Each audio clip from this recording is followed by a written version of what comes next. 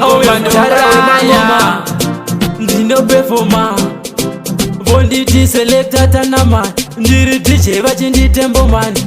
Ndiri pa radio station Fire we run Kupira kutara Rithimu ndichigara Ndiri kufamba nespeed yebara Vanovenga ini vakasara Zomize kupira kutara Rithimu ndichigara Ndiri kufamba nespeed yebara Vanovenga ini vakasara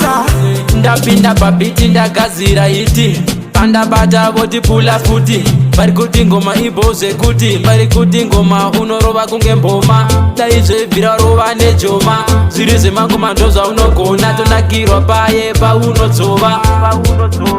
Kubvira kutara Rithimu ndichigara Ndiri kufamba nespeed yebara Vanovenga ini vakasara Zomize kubvira kutara Rithimu ndichigara Ndiri kufamba nespeed yebara Vanovenga ini vakasara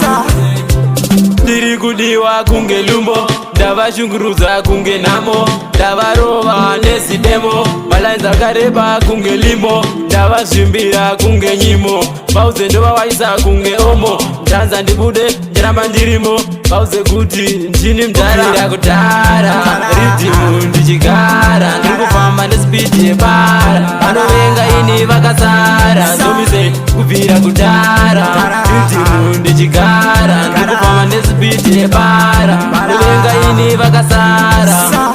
Ndapinda pabiti ndagadzira iti Pandabata voti pula futi Vari kuti ngoma iboze kuti Vari kuti ngoma unorova kunge mboma Daizvebvira rova nejoma Zviri zvemangoma ndozva unogona Tonakirwa paye paunodzova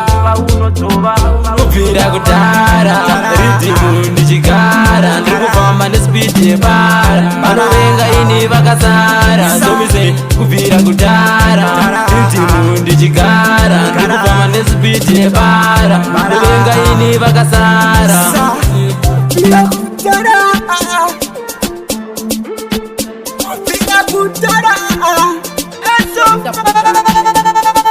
Touch Records.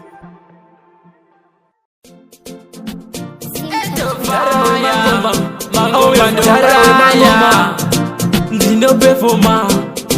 Bonditi selector tanama Ndiri DJ vachindi tembo man